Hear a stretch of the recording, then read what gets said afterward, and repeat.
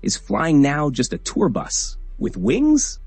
Pick the wrong airline, and a tiny delay becomes a day lost. Pick the right one, and you still make dinner. Today, we're ranking the skies, from the carriers you should avoid at all costs to the 4 that are actually worth your money and your nerves. These rankings come from my own experience and real passenger stories, combined with on-time and cancellation data, plus all the sneaky extra fees flight search engines try to hide.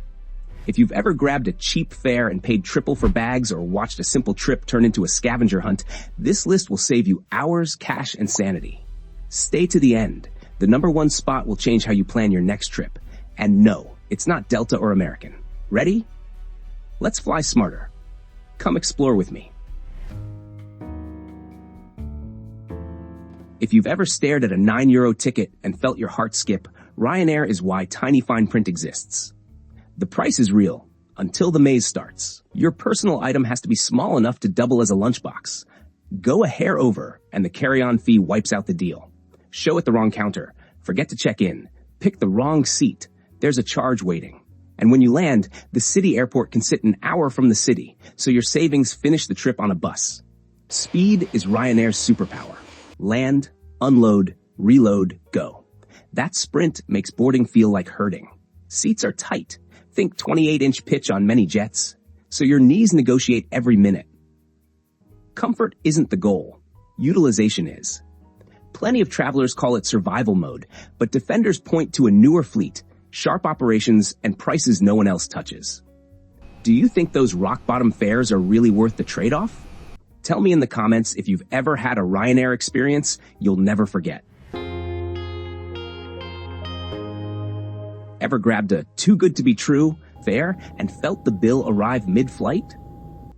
Spirit doesn't sell romance. It sells the cheapest seat from A to B. The meter starts the moment you add anything. Seat selection, a proper carry-on, even a bottle of water. And that's the prelude. The real headache often begins at the gate. Vague announcements, arguments over bag fees, a mood that turns chaotic fast, while the cabin can flip from fine to messy in one leg. And even compared to Frontier, a ULCC will hit next, Spirit often feels harsher at the bag size and thinner on recovery when things go wrong. The purest form of pay-as-you-go, nothing around it. Marie's San Jose-Houston flight is the snapshot. Confusion at boarding, a dirty cabin, and the part that stuck most, a flight attendant's curt, dismissive response to a simple question.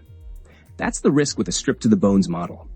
Once the vibes slide, there isn't much cushion to save the experience. Of course, at a price that's hard to refuse, Spirit can still be a smart pick for backpackers and strict budget travelers.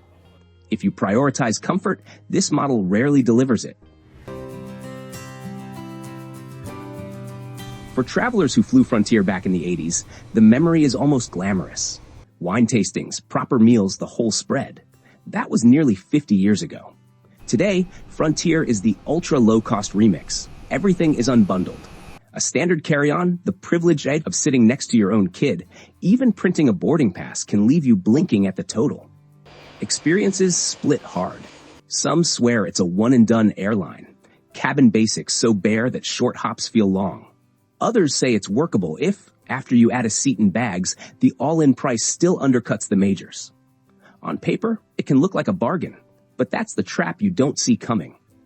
Delays often stack when the inbound runs late, and Frontier gets hit by that domino effect more than most. I've watched people burn an entire day in the terminal as one ripple turned into 3, like gambling with your itinerary. With ULCCs, Ryanair, Spirit, Frontier, the story is cost and comfort. If those prices still look too good to walk away from, here's the basic game plan to get through it. Pack ultralight, assume nothing is included, and lower your expectations on legroom and schedule flexibility. Measure your personal item at home like you're fitting it into a shoebox and stick to their rules. Get it right and the price feels like a win. Slip up and all those little charges quietly eat the savings. Okay, that's enough survival mode for one video. Now let's talk about the airlines where the problem goes way beyond baggage fees. It's about trust. Have you ever regretted watching a once glam airline slide downhill? There was a time Air India felt ceremonial. Warm welcomes, generous meals, pressed uniforms, the kind of flight you dress up for. Lately, the stories sound different. Rolling delays, a seat that won't recline, an IFE screen frozen for hours, a lav that never recovers mid-flight. The bright spot? Fares can be sharp and the food can still hit. Some travelers call it a banquet on a broken stage. Others whisper the B word, and not business. Bedbugs, hard pass. Can you avoid the pain? Here's how. Aim for newer or freshly refitted wide bodies. Pick daytime departures. Bring wipes and a backup tablet, and snap a photo if a seat is visibly busted to smooth post-flight claims. If the price is truly compelling and the schedule is clean, you can still get a memorable meal and a decent ride. If your service standards aren't negotiable, look elsewhere. To be fair, the reboot is real. Tata's takeover, hundreds of jets on order, cabins gradually refreshed, a stated goal to reset the standard. If you've flown Air India recently, drop a comment with what actually improved or didn't. Route, aircraft, cabin, crew, so we can update this ranking. Ask 1,000 travelers what British Airways stands for, and half will say cross-Atlantic tradition. The uniforms, the accent, the tea service. There's a certain theater you can still feel at Heathrow. But the script doesn't always hold. Here's the reality check. British Airways can still deliver a calm, civilized ride, especially through London with solid lounges and fast connections. Yet the gap between old reputation and day-to-day product is where many grumble. On long haul, the club suite is genuinely good. Closing door, direct aisle, proper bedding. The catch is aircraft roulette. Get an A350 or 787-10 or a refitted 777 and you'll wonder why people complain. Land on an older Club World and you'll understand every eye roll. If you're price shopping transatlantic and the fare is right, British Airways makes sense, particularly when you value London as a hub or need the network and schedule density. Do a quick tail number check before you book. Aim for suite-equipped frames and temper expectations on food and short-haul economy where densification is real. Try it this way and see what you get. Then drop an update in the comments so others can target the good frames and skip the duds. We've weighed image against execution. Now a different story entirely. A flag carrier reshaped by geopolitics. Aeroflot. What happens when an airline's biggest problem isn't service, but politics? At its peak, Aeroflot was a giant, showcasing Soviet power to the world. Today, sanctions have redrawn its map, made parts harder to source, and shrunk a once global network to a much smaller footprint. That pressure shows up day to day. With older frames and more reliance on domestic designs, there's less backup when something breaks, and the onboard experience swings with the aircraft and route. Some flights feel surprisingly polished, others clearly tired. Unlike Air India, where the main issue is product consistency during a big reboot, Aeroflot's core challenge is access. Geopolitics limits where it can fly and how fast it can refresh the hardware. So the old shine fades not because no one cares, but because the map says no. There's a paradox, though. At home, Aeroflot still carries cultural weight. First trips, family holidays, a national symbol. Abroad, choices have thinned or vanished, and when the map narrows, the same-day safety net narrows with it. From geopolitics to pure operations, let's swing back to the US. A huge network, endless connections, and a reputation that too often feels stretched thin. American Airlines. AA has hubs everywhere, but if that convenience made you smile, brace yourself. A big network doesn't guarantee a great flight. Too many journeys feel purely transactional. Tighter cabins, service that swings from warm to mechanical, and irregular ops days that turn into stories you didn't plan to tell. According to the U.S. Bureau of Transportation Statistics, through April 2025, AA's on-time rate sits at 76.3%, with a 2% cancellation rate. Roughly 1 in every 50 flights gets scrapped. That's not panic, just pressure you notice when the board blinks. But the saddest part? It's the slide of an airline that once stood as a symbol of U.S. aviation. Today, the shine is thinner. I haven't flown AA recently, but a quick scan of traveler forums feel like a roller coaster. One post praises a spotless 777-300ER in flagship business. The next describes an overnight deplane and radio silence support. Which way has it gone for you? Did AA surprise you in a good way, or confirm the complaints? Drop your story in the comments so we can separate the bright spots from the buyer's remorse. United used to define the American business trip. Crisp uniforms, club-like lounges, real cutlery with hot meals. The era when fly the friendly skies felt like a promise. Since the Continental merger, those lines sound more like hallway posters. Tighter cabins, uneven service, crews that often seem stretched thin. What do you think your United flight depends on? Route, load, or a bad luck day? A recent viewer report nails the friction. Business class to Bangkok, Polaris Lounge outbound at O'Hare, then denied on the return because of simple rules. Arrival versus departure access, different operating carrier, and no same-day long-haul connection. Exactly when a quiet corner would have helped. And this isn't rare. Don't tune out yet. There's one number that might change your mind. Through April 2025, United's cancellation rate is about 0.7%, lower than many rivals, so more flights actually go. And since 2018, United has steadily improved its long-haul game with Polaris seats, lounges, and bedding. When things hum, a 787 or 777 long-haul can feel genuinely premium. Quick tip, check lounge reciprocity in the United app before you fly, and when you can, pick a 787 for the quieter ride. United isn't bottom tier, but it has burned a lot of goodwill. For an airline that once set the standard, that's a steep fall. And next is another national icon once praised for polish and safety, now fighting to win back trust, Qantas. If you want a no-drama hop across a very big country, or a clean, long haul to the US or UK, Qantas still brings that steady, buttoned-up feel. Crews are professional, with a dry Aussie charm. The Sydney-Melbourne lounges are genuinely relaxing, and the refreshed A380s or A330s make long sectors feel more like travel you can settle into than an endurance test. Add a deep domestic network and a frequent flyer program woven into everyday life in Australia, and Qantas often feels like the sensible pick. That said, the goodwill dent from recent years is real, and the rebuild isn't finished. Fares can run high on marquee routes, short-haul economy feels tighter than veterans remember, and not every long-haul aircraft carries the newest seats or reliable full-flight Wi-Fi, so do a quick expectation check when you book. Quick wrap-up. If the schedule fits and the price is sane, Qantas is easy to live with, especially for Trans-Oz hops or a non-stop to London or the US West Coast. Ready to add Qantas to your worth-a-try list? Stay with me, because from here on out, we're moving into airlines that are actually worth your time. If this helps, hit like and subscribe so you don't miss the next picks. Now let's jump to Europe, to a flag carrier built on precision that hasn't always lived up to its legend. Want German efficiency at 35,000 feet? When everything clicks, Lufthansa is on script. Crisp crews, spotless cabins, and smooth handoffs through Frankfurt or Munich. Newer long-haul frames feel quietly premium, measured service, tidy bedding, nothing out of place. But when it slips, you feel it. Remember the 2025 strike flare-ups? Labor tension can send cancellations and domino delays spiking in a heartbeat.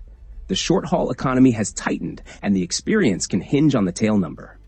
Catch a refreshed cabin, and you'll ask why people complain. Draw an older business layout, and it reads last decade the moment you sit. Catering varies, and reliability wobbles when the operation runs hot. Don't bail yet. There's good news. A broad refresh is rolling out. More privacy, updated seats. And when the network runs steady, FRA or MUM-C remain two of Europe's most efficient connection hubs. If you want a no-nonsense ride and deep coverage, Lufthansa still makes sense. Check the aircraft on long haul and set sane expectations on food and space. Keep that lens on. Next is a US player that once felt like the boutique antidote to the big guys, with legroom and vibes loyalists still swear by. Launched in 2000, JetBlue quickly won customers over with a stack of highlights that outpace rivals.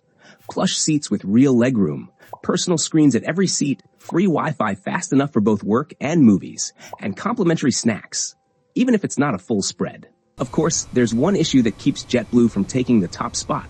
Can you guess it? Here's the rub. Seat selection fees. Pick early, and you'll pay at booking, often around $5 to $25 each way, or gamble till the gate, where the free options are usually middle or last row aisles.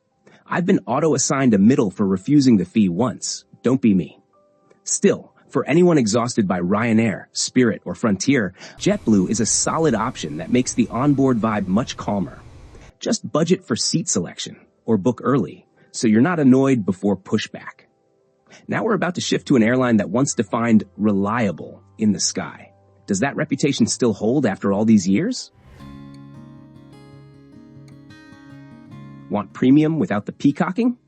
Etihad nails that quiet luxe vibe, the kind that lowers your heart rate as soon as you step on board. On A350s or 787s, the business seats feel cocoon-like. Lighting is calm, and when the A380 flies, it still brings that iconic glow.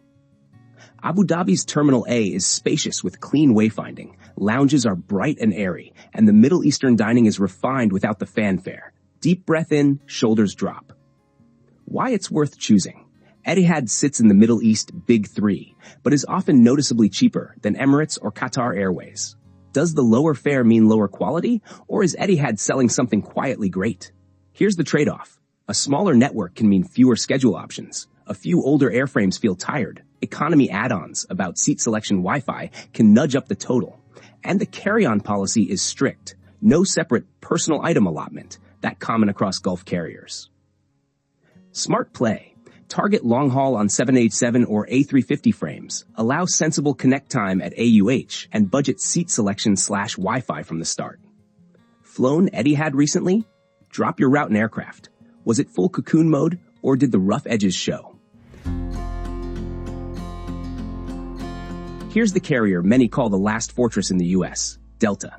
Clean cabins, crews that balance professional and friendly, seatback IFE on most jets, solid Delta Sync Wi-Fi, that base tier, and a slick app with clear push alerts. Delta's on-time performance in 2024 was 83.46%, leading all U.S. carriers, and the big hubs keep connections feeling orderly, like the whole system is in tune. But quality often walks hand in hand with price. If you pick Delta, prep your wallet. Fares tend to run higher. Basic economy is strict about limited changes, refunds, seat selection fees. Sky Club rules have tightened, yet peak hours still feel crowded, and SkyMiles volatility frustrates loyalists. Upgrades on busy trunk routes are tougher than ever. Quick comparison versus American, Delta usually feels steadier and less stressful. Versus United, the ground experience, app, comms, workflow tends to be smoother, though it's rarely the cheapest. That said, Delta is still worth it when you want a low-drama trip. Paying a bit more often buys a noticeably calmer journey. Closing out the mid-table, we're into the top 4. Airlines that deliver a different caliber of experience. Kicking it off with a carrier that shows you what true world-class really looks like. Kicking off the top tier is an Asian heavyweight, Cathay Pacific, the Hong Kong flag carrier that set the bar for quiet, exacting hospitality for decades. Have you flown Cathay yet? Share your experience in the comments. Let's see if it matches what I'm about to say. What separates Cathay is true end-to-end polish. From the calm at check-in to touchdown, the experience feels curated rather than cobbled together. In Hong Kong, the pier and the wing aren't just lounges, they're destinations. Warm lighting, made-to-order dining, and did you know the noodle bar at the wing is legendary among frequent flyers? If you're connecting at HKG, budget an hour for the noodle bar. Trust me, it's worth it. On board, the culinary program balances East and West with chef partnerships and thoughtfully plated courses rather than tray of everything chaos. First class lands with immediate impact. A private suite, a full flat bed, and your own wardrobe. More room in the sky than seat. Business class keeps the standard high. Direct aisle access, fully flat beds, and subtle privacy that turns a long haul into a calm cocoon. For U.S. flyers, the New York link is a standout, with a nonstop HKG JFK that's among the world's longest, plus the option to break the journey via YVR if you'd rather pause and reset. Stay with me. The next carrier proves that world class can also be quietly obsessive. Meticulous service, spotless cabins, and a loyalty from flyers that borders on devotion. Imagine a flying economy that doesn't feel like an economy. That's JL's party trick. The second you step on board, the first shock is the seat. Thick padding, genuinely soft backrest, a headrest that lands exactly where your neck wants it. The little touches score points too. USB ports, a proper AC outlet, a small cup shelf. And on newer airframes, those electro-dimming windows make the whole cabin look modern and calm without shouting about it. Boarding is surprisingly slick. On my last flight, the boarding time printed on the pass was less than 20 minutes before departure, and somehow everything still flowed. Doors closed early, pushback on time. Once airborne, it gets even better. Wi-Fi that works, and an IFE library with both international picks and a very Japanese slate of shows. It turns a 16-hour haul into something that feels lighter. And the biggest surprise? Spotless lavs, constantly restocked and checked, so it feels cared for, not left there because they had to. Short hop or long haul, the cabin carries a quiet premium vibe, tidy space, smooth service, efficient without the theatrics. Think JL is as good as it gets? The next airline has made the whole world do a double take. Can you guess which one? Ask which airline helped redefine luxury aloft, and the answer is Emirates, the carrier from Dubai. It doesn't just carry you. Emirates stages a near-mythic experience that makes you forget the hassle and fatigue we all associate with flying. Even in economy, it pulls ahead. Noticeably roomier seats than many rivals, and an IFE system that's a full-on flex, massive content library, crisp screens, and live TV on many routes. And the little details stack up. Hot towels that feel intentional, real cutlery where it counts, menus that read like a restaurant, not a reheated checklist. But it's in the premium cabins where Emirates goes from great to, how is this real? Ready for this? Business class brings true lie flats, plush bedding, and lounge access. Spotlight the A380 upper deck. First class on the A380, private suites with closing doors, a full lie flat bed, and yes, an onboard shower spa at 40,000 feet. Hearing it feels legendary, right? Crews are trained to a world-class standard and a young, tech-forward fleet.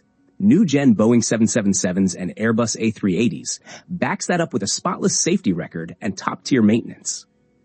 Sure, fares often run higher than the pack, but if you want the journey to be part of the vacation instead of a simple ride from A to B, it's money well spent. Don't go anywhere, because the next airline is the one seasoned frequent flyers whisper about when they say, best in the world. Ready to see how high the bar can go?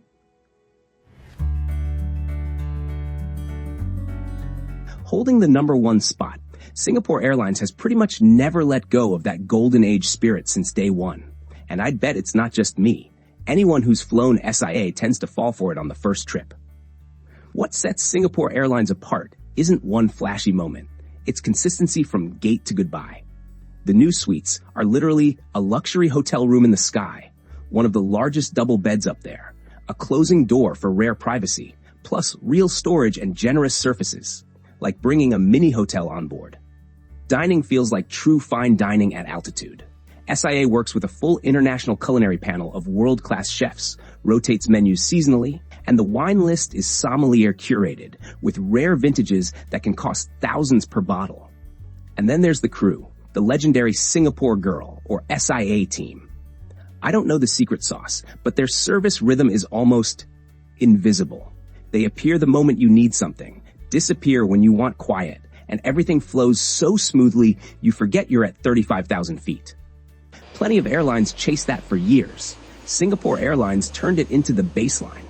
Whether you're in business or economy, you still feel the core philosophy. Service is why people come back. No surprise, SIA keeps sweeping Best in the World awards, while many US or European carriers are still scrambling to meet the basics. This isn't the luck of a single flight. It's identity. Of course, excellence has a price.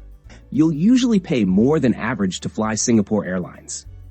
In return, you're buying peace of mind, strong on-time performance, remarkably consistent service, and small details done right. And that's the list, from the airlines at the bottom to the ones that turn flying into pure enjoyment. Did your favorite carrier show up here, or did I miss it completely? And which airline are you picking for your next trip? Tell me in the comments below. If you want more videos on the world's standout travel experiences, hit subscribe so you don't miss what's coming next. Thanks for watching. Fly safe, fly in style, and I'll see you in the next one.